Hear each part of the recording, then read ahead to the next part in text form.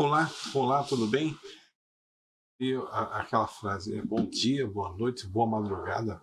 Não sei exatamente a hora que você vai estar acessando para assistir essa série que é o Armagedon. Estamos fazendo aqui essa série para o Restauro Integral e hoje nós vamos responder exatamente essas perguntas aqui, ó. Os três espíritos e os reis da terra. Voltando aqui para você ter uma ideia do que nós estamos falando, nós estamos estudando a profecia do Apocalipse 16, que fala sobre o Armagedon, a, a última batalha, né? Armagedon, a última profecia, a última batalha. Tecnicamente não é a última profecia, porque acontece muitas outras coisas, mas eu digo, antes da volta de Cristo, ela termina ali exatamente no momento da volta de Cristo. Bom, e hoje nós vamos falar sobre esse assunto, que é muito importante e também muito atual. Eu gravei o Armagedon. Eu comecei a estudar Armagedon no ano 2000, já falei isso aqui também, e gravei, comecei a gravar o Armagedon em 2006, 2007, e ele foi para o ar em 2012, da Rede Novo Tempo. Tá? Mas é um estudo que está bem atual ainda. Deixa eu colocar aqui agora o meu PowerPoint, já entrou. Então, nós vamos começar agora o estudo. Vou direto para a tela aqui, tá? Habilitar aqui o meu material. Vou voltar aqui, aqui tem uma mensagem interessante. Pronto. Opa, vamos lá. Armagedon, os três espíritos dos reis da terra. Quem são esses três espíritos? Onde a gente achou isso? Na passagem bíblica de Apocalipse, capítulo 16, que fala sobre Armagedon, que é ali. Você está tendo alguns momentos, né? Tem uma série de coisas acontecendo. Você tem aí as 7 últimas pragas, tá? Que estão descritas ali no Armagedon, no capítulo, desculpa, no Apocalipse, capítulo 16, e aí você tem praga por praga até chegar na sexta praga, que é o Armagedon. Nós estamos interpretando o que é o Armagedon à luz da Bíblia, o método historicista. Tá? Eu sempre quero frisar esse ponto, porque as pessoas estão sendo ensinadas num método de interpretação que não é o que Deus mandou, aí é totalmente fora da interpretação. Não vai levar o mesmo caminho. E o caminho que nós estamos trilhando é caminho para a salvação, para habitarmos na nova terra com Cristo. E aí eu falo 1000 anos no céu, depois a eternidade na terra. Voltamos aqui ao PowerPoint, vamos continuar nosso estudo aqui, tá? Nós já estudamos uma parte rápida, agora eu vou fazer mais rápido ainda, né? Porque recapitulação aqui, o primeiro estudo nosso foi sobre interpretações, os métodos de interpretação. Eu acabei de falar que é importante você saber qual é o método de interpretação bíblico realmente. E com as mudanças que ocorreram aí no Concílio de Trento, 1546 a 1563, surgiu vertentes com outros métodos de interpretação, futurista, preterista, o dispensacionalismo e o historicista, é o que Deus mandou. Nesses outros métodos você tem muitas teorias por aí. E as teorias do final do mundo, nós apresentamos algumas teorias sobre o que é o Armagedon para o mundo, tá?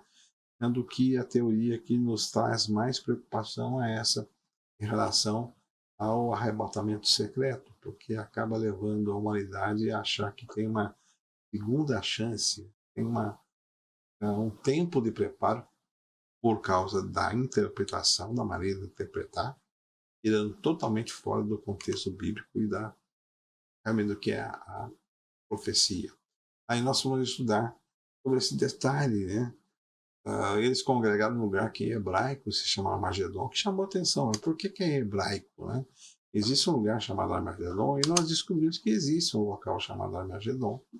Descobrimos então toda aquela palavras ali, né? Tel, que é monte em árabe, Ar, que é monte em hebraico, e aí descobrimos que a palavra Armagedon ela deriva, tá, da palavra Har, monte, em hebraico, e Megiddo, que é uma transliteração do Monte de Megido, do Monte Megido. Descobrimos o local, existe um local. Aí nós vamos fazer o seguinte: existe um local que vai ter uma batalha, porque a profecia fala de uma batalha. Eu não vou estudar hoje, né? Os três espíritos imundos reunindo os reis da terra para a batalha contra Deus e o seu povo. É essa a síntese. Então, se vai ter uma batalha, nós falamos, peraí, mas a batalha vai ser literal? Vai ser literal, foi o último estudo, literal naquele vale que tem 34 por 32 quilômetros. Vai ser literal ali, as forças bélicas vão se reunir. Aí nós chegamos à conclusão que não vão ser. Por quê? Quem que falou que não vai ser? Uma interpretação passo a passo da profecia, pegando lá Joel 3, pegando Apocalipse 14, olhando a profecia. Mas, Fernando, a gente está estudando Apocalipse 16, você está falando de Joel, Apocalipse 14, é porque você não estuda a Bíblia, pegando um versículo e criando uma teologia. A Bíblia vem com uma engrenagem, tá? E é uma cadeia. Por que eu te afirmo que Cristo não vem hoje, não vai vir amanhã? Porque existe ainda uma série de profecias que estão se cumprindo. Pode vir para mim. A pessoa pode morrer e pela graça de Deus, ao abrir os olhos, vai ver Cristo. Né? Mas já passou quanto tempo? Sabemos. A data e hora não tem. E Jesus foi explicando essa questão. O vale do Armagedon, ali, o campo do Armagedon, é literal. Com as passagens bíblicas de Joel e no Apocalipse 14, nós chegamos à conclusão, né? Jesus falando que o campo é o mundo. Tá? O campo é tudo. Então, a ceifa é o fim do mundo, porque você encontrava a palavra ceifa no livro de Joel, lançar a foice, a ceifa, o lagar já é perdição, lá em Joel, e Apocalipse 14 você tinha também, lança a sua foice, ceifa, está madura a seara da terra. Então nós chegamos a essa conclusão. Agora, hoje, nós vamos ler o restante da profecia, e a profecia nos traz um alerta. Os três espíritos imundos, eles saem reunindo ao encontro dos reis da terra e de todo o mundo para os congregar, para juntá-los para uma batalha. Então nós sabemos agora que vai ter uma batalha. A batalha, a gente viu que no estudo anterior, naquele vale, não, ele tem um simbolismo, o vale tem um simbolismo, tá? É o mundo, o vale significa o mundo. Estar no vale de Megido é estar no campo de batalha e perdido. Estar no monte de Sião é estar salvo. Então nós temos que trabalhar, nós temos que pregar o evangelho e cuidar da nossa vida para estarmos no monte de Sião, não no monte de Megido. Esse é o primeiro ponto. Vai ter uma batalha. Quem vai para a batalha? Esse é o ponto. Quem é que vai para a batalha? É isso que nós vamos ter que interpretar aqui. O nosso mundo está vivendo de perna para o ar. Há muitas coisas acontecendo, guerra, rumor de guerra. Aquilo que Cristo predisse em Mateus 24 está acontecendo com espantosa rapidez. E agora, porque os últimos dias serão abreviados, serão mais rápido, né? Então nós estamos vendo isso. Tá? E nós temos que descobrir agora, baseado nesse detalhe de como estudar a palavra de Deus, nós temos que descobrir justamente esse detalhe. Quem irá para a batalha? Quem são os reis da terra? Os espíritos imundos estão reunindo, quem são eles? Os reis do Oriente, que será o nosso próximo estudo. Qual é o resultado da batalha e o que significa para nós que estamos aqui? Então nós temos que começar a interpretar.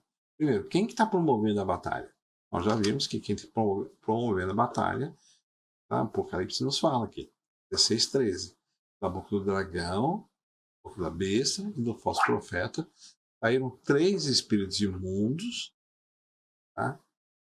Semelhantes a rãs. E esses espíritos, estou até diminuindo um pouquinho aqui, ele vai dando alerta de chuva, tempestade. Vamos lá. Esses 3 espíritos imundos saem agora fazendo o quê? Eles estão reunindo, literalmente reunindo os reis da terra para uma grande batalha contra o povo de Deus, contra Deus e o seu povo. Aí a questão que eu quero trazer para vocês aqui é só o seguinte: quem são, à luz da palavra de Deus, do método de interpretação que Deus deu, quem são? Quem é o dragão, quem é a besta e quem é o falso profeta? Vamos começar estudando então agora o seguinte: quem é a besta? A besta, ela é apresentada, inclusive, a essa questão que eu falei um pouco antes, nós estudamos sobre por que foi mudado o método de interpretação na Bíblia. Foi mudado porque justamente a besta estava exposta. Quem era a besta estava exposta. A besta é um poder religioso que domina e ataca o povo de Deus. E quem atacou o povo de Deus, e aí você não pode pegar uma característica só e dizer, ó, é isso, tal poder, é isso, é aquele, é tal. Só com uma característica. Então, nós temos um estudo bem mais profundo, só tratando de quem é a primeira besta, quem é a segunda besta, tá? E também falamos sobre falso profeta, mas aqui eu estou dando um apanhado para você da seguinte forma. Apocalipse 16 diz que 3 espíritos imundos saíram para reunir os reis da terra para combater os filhos de Deus. Nós vimos algo semelhante com 3 lá no Vale de Josafá. 3 reis vieram atacar o povo de Deus. Aí Josafá orou a Deus que protegesse. Ele não preparou o exército para se defender. Ele falou, não, vou orar a Deus. E Deus mandou uma mensagem para ele dizer, olha, fiquem parados, porque o livramento vem das minhas mãos. O que nos dá certeza, já que há um paralelismo, há um paralelo sobre isso, o que aconteceu no passado está nos servindo de exemplo do que vai acontecer no futuro. Então já digo para vocês, os filhos de Deus serão protegidos por Deus. Haverá uma perseguição, haverá muitas coisas, mas a perseguição e tudo mais, até o momento que Deus falar, para. Aí vou abrir um parênteses para você também. Em que momento começam as 7 últimas pragas? Os anjos vêm e derramam sua taça, as 7 últimas pragas. Que momento? Tá? E nesse momento, o que acontece com os filhos de Deus que estavam sendo perseguidos? Nós temos um estudo que eu acho muito interessante para falar para você o seguinte: haverá perseguição, morte, haverá realmente martírio? É o momento que caiu a primeira taça. Começou 7 últimos pragas sobre o mundo. A partir daí não mais haverá morte dos justos. Por quê? Porque seriam, digamos, troféus para Satanás. E Deus não vai permitir. Tá? Deus não vai permitir. Detalhe da besta. A besta, ela se tornou um poder bem maior, com mais liderança sobre o mundo a partir de 538. Há uma grande história sobre isso. Em 538, foi reconhecido o bispo de Roma, a Roma pagã, transformou em Roma cristã a partir de 321 com Constantino. E os próximos imperadores foram nomeados como o Papa da Igreja Cristã, como líder maior, participando das reuniões, dos concílios, dos sínodos, eles participavam. E eles ali, então, inclusive, davam a sua autoridade ou não. Em 538, foi definitivamente entregue no caso era o bispo de Roma, foi entregue a ele o poder sobre a igreja, sobre os reinos. E isso foi profetizado que aconteceria. Tá? Seria passado o cetro para, no caso, a igreja dominante da época, que era a igreja apostólica romana, tá? Católica apostólica romana. Então, estava ali. Que veio lá do povo de Deus, mas foi se afastando do que Deus tinha colocado. E isso também é amplamente comprovado através de outras profecias que vão dando o andamento, as 7 cartas das igrejas, certo? Tem as 7 trombetas, são profecias que vão mostrando o andar do cristianismo, a evolução do cristianismo e também os seus desvios. 538 é uma data, então, que celebra isso. É quando a Roma, que era pagã, passou a ser cristã, papal, o imperador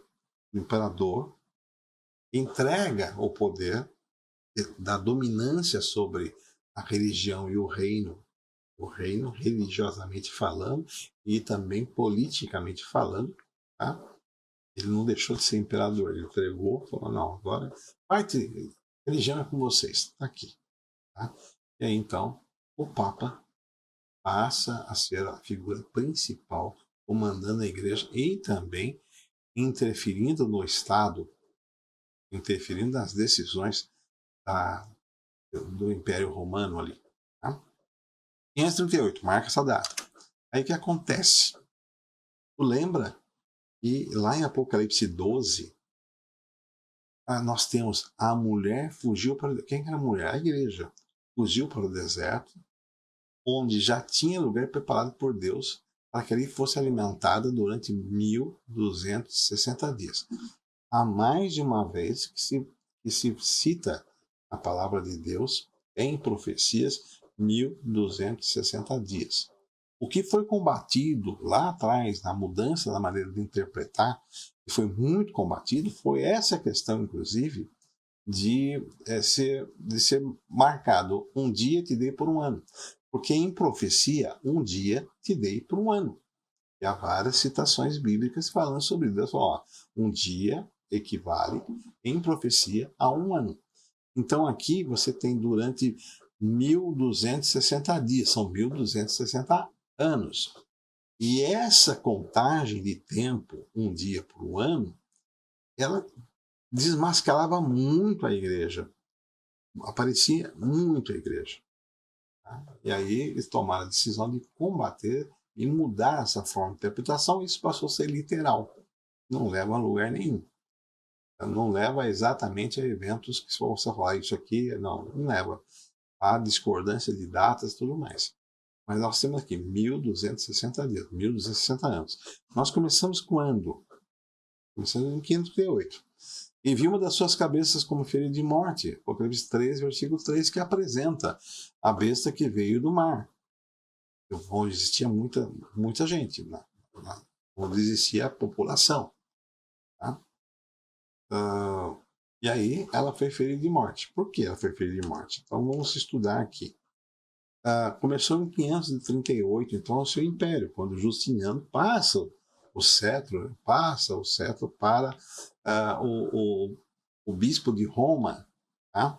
Houve uma grande guerra interna, inclusive, em relação ao bispo de Roma, com os demais bispos que existiam, e também dentro do própria Roma. Tá? Aí você pega 538. Aí eu vou fazer o seguinte, faz uma conta, 1260 anos. Nós vamos chegar a 1798, 1260 anos. Em Bíblia, em cálculos bíblicos, profecia, não tem o mais ou menos. Não tem. Aqui bate, inclusive, o período do ano. E se completa 1260 anos. O que acontece? General Berthier invade Roma, prende o Papa Pio e o papado perde o seu poder de ser uma atuação política e religiosa. É só você pensar o seguinte: quantos filmes já assistiu que tem o rei, a rainha e tem um bispo? E o rei ouve o que o bispo fala. E o bispo tem que, inclusive... Coisa interessante, na guerra Inglaterra e França, lá na Idade Média, tinha bispo dos dois lados. Cada um dando ali a sua orientação sobre o que deveriam ser feitos. Então, em 1798, o Papa é preso por Berthier, a mandado de Napoleão. E aí, a ferida, foi ferida de morte. Reviveu. Tá? Aí é uma outra história. Tá? E vi uma das suas cabeças como ferida de morte, e a sua chaga mortal foi curada. E toda a terra se maravilhou após a besta. Houve um crescente. Deixa eu mostrar para você. Houve um crescente. houve uma evolução dessa cura. Tá? Primeiro com o Edito de Latrão, em 1929, entre Mussolini e o Papa, em que Mussolini reconheceu o Papa como um chefe de Estado e deu o Estado do Vaticano, que é um país dentro de outro país. E aí começou, então, essa ferida a ser curada. Começou a voltar tona o poderio e influência da Igreja Católica, dos papas sobre o Estado, sobre as pessoas. E aí eu quero até voltar esse pedacinho para você aqui. Aqui. Consigo aqui, não consegui. Consegui, tá aqui. Aqui mostra uma coisa interessante. O Papa, já faleceu, Francisco, mas promoveu esse encontro lá no Cazaquistão, em setembro de 2022, em que tiveram pessoas de todas as religiões ali reunidas, confraternizando com ele, e ele como o líder máximo. E a proposta era justamente isso, a união entre todas as religiões. Ah, mas eu vi alguma coisa em relação a isso, Fernando. A união de todas as religiões. Aconteceu, a união de todas as religiões. Já aconteceu. Depois eu quero pregar para você só sobre isso. Os dois grandes sinais que nós aguardamos que já aconteceram. Aí você vem para cá. Quem que é o falso profeta? Quem que é o falso profeta agora? Quem é um falso profeta? O falso profeta usa de linguagem religiosa, realiza sinais e milagres, leva as pessoas a adorarem a besta em sua imagem. Por quê?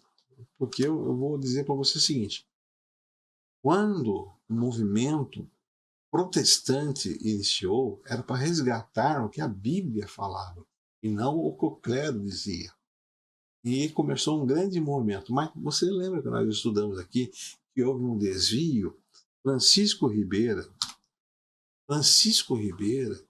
jesuíta, em 1585, publica o seu livro. Ele começa a escrever o seu livro, depois ele publica o livro. Esse livro muda a maneira de interpretar as escrituras. Nessa mudança que ele promoveu de mudar a maneira de interpretação, era para combater o protestantismo. Foi o que nós falamos na primeira aula. Volta lá e você vai saber sobre isso. Era para combater os protestantes. Porém, por uma série de coisas, os protestantes, já em 1800 e alguma coisa, começaram a adotar aquela maneira de pensar que Ribeira criou para combatê-los. Isso é interessante. E aí você vem com alguns proeminentes. Então volta aqui. Por exemplo, você tem aqui John Nelson Darby, e ele escreve um estudo bíblico baseado no que Ribeira tinha feito e começa a pregar aos protestantes. Aí na sequência você tem aqui o Scofield, que escreve a Bíblia, pega os estudos de Darby e coloca no rodapé da Bíblia. E aí é aquilo que eu falei. O que foi feito para combater os protestantes acabou entrando e sendo pregado pelos protestantes. Por isso que eles são um falso profeta. Porque eles têm uma missão na mão e deturpam essa missão. Tá? Então, eles inclusive, uma coisa interessante, eles, com essas visões, com essa visão, você tem, por exemplo, conceitos bíblicos que não se sustentam. Tá? Como, por exemplo, a questão do arrebatamento secreto. Aí você vem os falsos cristos, tá? E operou sinais diante da besta. Bom, o protestantismo apostatado é os protestantes, os cristãos, que não são da Igreja Católica, mas acabam se unindo com a Igreja Católica a ponto de Apocalipse 19:20 falar: operou sinais diante da besta, com os quais enganou os que receberam o sinal da besta.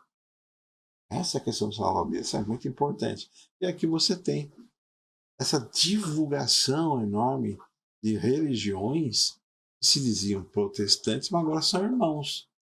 Uma vez que o Papa Francisco chamou os que tinham ido para outras religiões, as outras religiões, olha, vocês são igual os irmãos de José, volta para casa. E aceitou, e culminou esse pedido, culminou no Cazaquistão, nessa reunião de todas as religiões, e lá não eram só cristãs. Vou fazer um parênteses para você aqui, é importante. Nessa reunião foi assinado lá um termo, concordando com regras, lá, e na 10ª é dito, e lá tinha religiões espíritas, religiões que tinham dezenas de deuses, como por exemplo muitas religiões orientais, o confucionismo, estavam todos representados lá. E os seus líderes assinando esse acordo. Tá? Aí vão perguntar, a igreja adventista estava lá? Não, oficialmente não. Se alguém foi, ninguém nem sabe, mas oficialmente representando a igreja não foi ninguém. Tá? Eu fui levantar isso para saber, houve algum representante? Não houve representante, porque nós não temos nada a ver com isso. Aliás, lá foi o cumprimento do ecumenismo. Entreguei aqui ao estudo bíblico. Vamos lá. Voltando para nós aqui. Esse documento, o artigo 10, isso está na internet, está aí, é público, no artigo 10. Só se pedir lá, o documento foi assinado no Cazaquistão em 2022. Entre as religiões do mundo, tá? Diz o seguinte, que a pluralidade de religiões é a vontade de Deus, é a expressão da palavra de Deus. Então, peraí,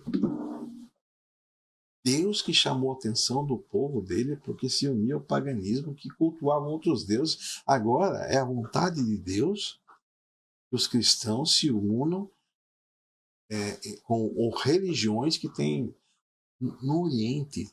Eles têm mais de 3.000 deuses. E aí diz, não, é a vontade de Deus. Eles fazem parte do nosso grupo. Eles entenderam o que foi o ecumenismo? Foi isso. Então, falso profeta foram esses.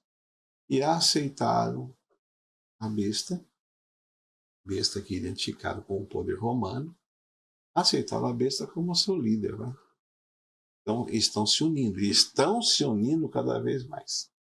Aquela ferida mortal que eu falei, ela vai se curar quando for imposto o dia de guarda, que não é o que está na Bíblia, mas é o grande sinal da Igreja Romana.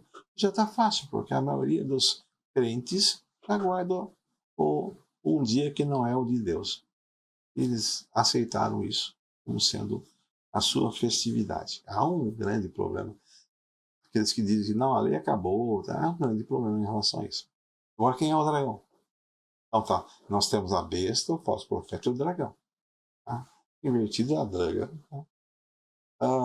Quem é o dragão? O dragão representa Satanás atuando por meio de poderes políticos seculares. Entenda. Aqueles. Opa, eu joguei e não fui. Aqueles 3 espíritos imundos que são representados por 3 espíritos demônios. É da tradução que são 3 espíritos demônios. Aqueles 3 espíritos imundos, eles representam movimentos religiosos.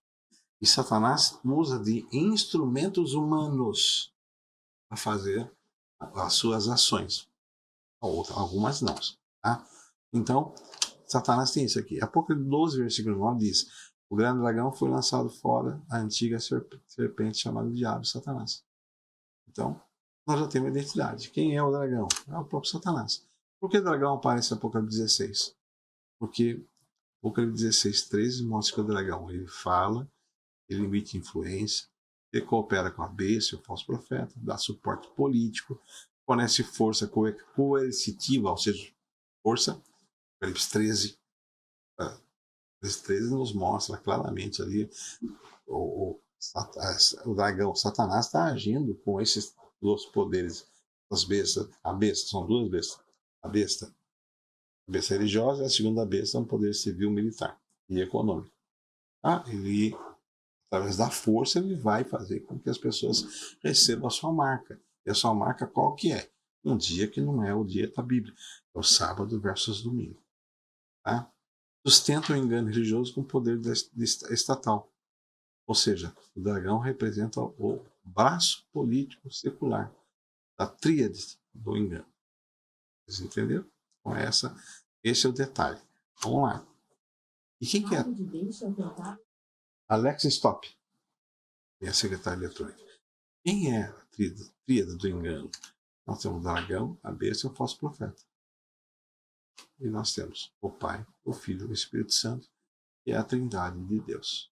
E um detalhe importante é que, só aqui de novo, pronto, é que o dragão ocupa o papel de autoridade suprema, fornecendo poder e direção aos outros dois. Então, nós identificamos aqui quem é o dragão. O dragão, porque a Bíblia diz que é o nosso grande inimigo, Satanás. Só que, como eu falei, ele usa instrumentos humanos. E esses três espíritos imundos, eles estão representando três vertentes religiosas. Três vertentes que vão tratar com essa questão da religiosidade. Já vimos que a besta representa aqui claramente o poder papal. Nós vimos que o falso profeta é o protestantismo apostatado, porque iniciou pregando a mensagem, foi desviando a ponto de pegar a interpretação papal, inclusive em relação a isso. Agora nós vamos ver um outro detalhe importante sobre isso, que é a questão do espiritismo. Eu não coloquei muitas imagens aqui. Eu tenho aqui, tipo, eu tenho um pé atrás de ficar mostrando as coisas ou representando as coisas, mas eu falo, gosto, né? Eu falo, né? Mas não vou ficar mostrando imagens assim, para aqui não. Eu gosto sempre de usar muitas imagens nos meus sermões, nos meus estudos, mas aqui eu não gosto de fazer um monte de representação. O espiritismo está de mão dada com o dragão.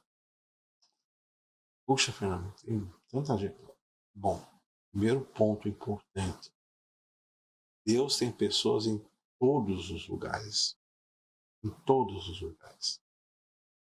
E mesmo dentro dessa questão do espiritismo, ou até mesmo de outros povos que adoram outros deuses. Deus tem o seu rebanho que está, vou trazer, sai dela, povo meu. E aí precisa da pregação. E a pregação tem que estar sendo feita da maneira correta, interpretando a Bíblia conforme Deus mandou. O Espiritismo está unido com essa questão do dragão, porque são intimamente ligados. Posso dizer para você o seguinte: a primeira sessão espírita de incorporação foi no Éden em relação à cobra. Tá? Teólogos apresentam tudo isso, mas há outras coisas que a gente tem que colocar. Nessa tríade, tá? É aceitável a comunicação com os mortos. É aceitável. E um detalhe importante: não é somente sensações. Esses três, quando saírem, vão fazer sinais e milagres. Muitos milagres para convencer. É só você pegar Apocalipse 17 e ver a descrição ali sobre essa questão do que esses espíritos vão fazer. O que o engano vai fazer. O que a besta e os seus vão fazer. Sinais e prodígios. Esses sinais são experiências espirituais que levam as pessoas a uma conversão diferente daquela que Deus mandou. O Espiritismo trabalha muito com isso. Sinais e milagres que levam as pessoas a ficarem presas naquele meio. E o Espiritismo é a ponte entre a religião, a ciência e o Espiritismo. Esse é um detalhe. Ellen White, vou trazer aqui para você, Ellen White, ela colocou o seguinte, lá no Conflito, capítulo 36, a iminente luta. Às vezes muda um pouco do qual página por causa da tradução. Por meio dos dois grandes enganos, a imortalidade da alma e a santidade do domingo, o grande sinal da igreja humana é o domingo, dito por eles mesmos. Satanás levará o povo sob seus enganos. Enquanto o primeiro lança os fundamentos do espiritismo, o segundo cria um laço de simpatia com Roma. Então, esses dois grandes sinais estão andando juntos. E esses dois grandes sinais, eles estão intimamente ligados, inclusive o dragão, o profeta. Eles estão ligados, é uma tríade, tá? E o que Satanás está querendo fazer? Vim então os principais homens da terra. Respondemos a segunda parte agora. Consultando entre si, e Satanás e seus anjos ocupados em redor deles. Vinham escrito, exemplares do qual foram espalhados nas diferentes partes da terra, dando ordens para que se concedesse ao povo liberdade para, depois de certo tempo, matar os santos, a menos que esses renunciassem à sua fé peculiar e abandonassem o sábado e guardassem o primeiro dia de semana. Veja, nós vamos ver. Vamos ver o que aconteceu com Esther, ao exterminar o povo. Esther interviu. O que aconteceu com a perseguição contra os cristãos lá no início do cristianismo, tá? E aqui ainda, se o povo, Ellen White fala, se o povo de Deus puser a confiança nele e pela fé se apegar ao seu poder, os ardis de Satanás serão frustrados tão evidentemente em nosso tempo como nos dias de Mardoqueu. Falei lá da questão de Esther. Tá? O objetivo de Satanás é destruir o povo e os observadores do sábado. Está muito direto, ele não quer. Não, é do sábado, porque Satanás está por trás dos grandes movimentos religiosos que são espúrios. O grande sinal da igreja humana, que é a maior, o grande sinal é a questão do domingo. E aí a gente tem um estudo sobre isso, né? Mas eu vou fazer um spoiler para você aqui. Deus tem o seu dia, o sábado, lá do Éden. Não tinha judeu no Éden. O sábado judeu. Não tinha judeu no Éden. Não existia ainda o povo judeu. Deus tem o seu sinal lá no sábado. Não seria lógico Satanás também lançar uma contrafação e criar o seu dia? O dia não foi Deus mandou, ele foi imposto. A partir de 321, já estava antes. A partir de 321 em diante. E foi profetizado lá em Daniel 25, versículo 7, e o dia de Deus seria mudado. Mudaria os tempos e a lei. Já estava profetizado isso. Então, diz o enganador, nossa principal preocupação é silenciar essa seita de observadores do sábado. E finalmente teremos uma lei para exterminar todos que não se submeterem à nossa autoridade. Vai acontecer, porque além do Espírito de Profecia, Deus nos dando um suporte para buscar na Bíblia e entendermos. Além disso, a própria Bíblia nos alerta que vai ter essa perseguição. Apocalipse 16 fala sobre essa perseguição. Então, a besta representa o romanismo. O falso profeta representa o protestantismo apostatado. E o dragão tem essa dupla personalidade, porque está intimamente ligado, que é o Satanás e o espiritismo. E, lógico, o poder político. E aqui embaixo, as três rãs são símbolo de três espíritos imundos, 3 anjos caídos. Portanto, há uma tríplice mensagem angélica falsa. E o que eles vão fazer? Os quais vão ao encontro dos reis da terra. Eles vão reunir os reis da terra. Para quê? Para se congregar para a batalha, aquele grande dia do Deus Todo-Poderoso. Aí a pergunta é, quem são os reis da terra? Quem são os reis da terra? Apocalipse 17:2 diz que os reis da terra são que se prostituíram. Com quem se prostituíram os reis da terra. Apocalipse 17:12-14. Os 10 reis entregarão o seu poder e a autoridade à besta. Então lá vem a história.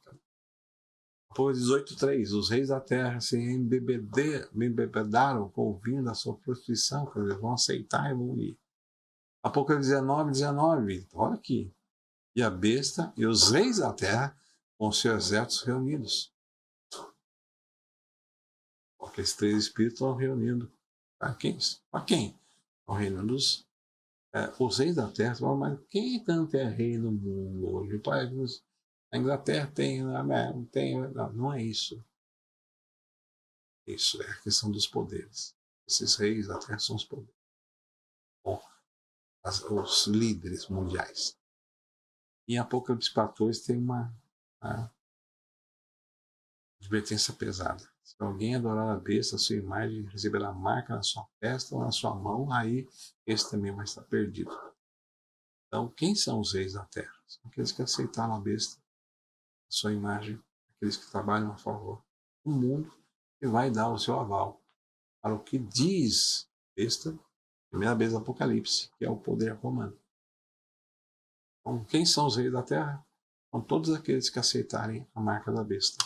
Vão perseguir o povo de Deus. No próximo estudo, nós vamos desvendar aqui essa parte da passagem bíblica que diz: para que se preparasse o caminho dos reis que vêm do Oriente. Quem são os reis do Oriente? Hoje falamos quem são os reis da terra. Nós vamos falar quem são os reis do Oriente. E vamos também caminhar para a interpretação sobre a questão do final da profecia. O caminho do rei Eufrás, reis do Oriente. Depois, no último estudo, no 6º estudo, eu vou estar falando com vocês sobre a questão das profecias atuais que estão diante dos nossos olhos. E duas estão, uma se cumpriu, a outra está engatilhada agora também. E a terceira profecia também está por aí. Que Deus abençoe você, que você possa estar entre todos aqueles que estão no exército de Deus, pregando a mensagem, alertando o povo, sabedoria, com amor. Nem por força, mas pelo Espírito de Deus. Vamos orar? Bondoso Deus e Pai nos céus, obrigado pelo conhecimento que o Senhor está passando a cada um de nós, para que possamos nos preparar, ó Pai, para esses momentos que serão angustiosos para muitas pessoas, mas também, ó Pai, serão dias de expectativa e alegria, quando por fim tudo terminar. Peço que o Senhor esteja com cada pessoa agora, peço que esteja com cada lar aqui representado, cada família aqui representada. Dá-nos a tua paz e que possamos fazer parte desse dia do teu reino, não só nós, todos que amamos.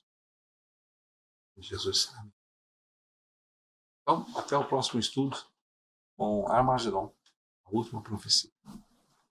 Um abraço.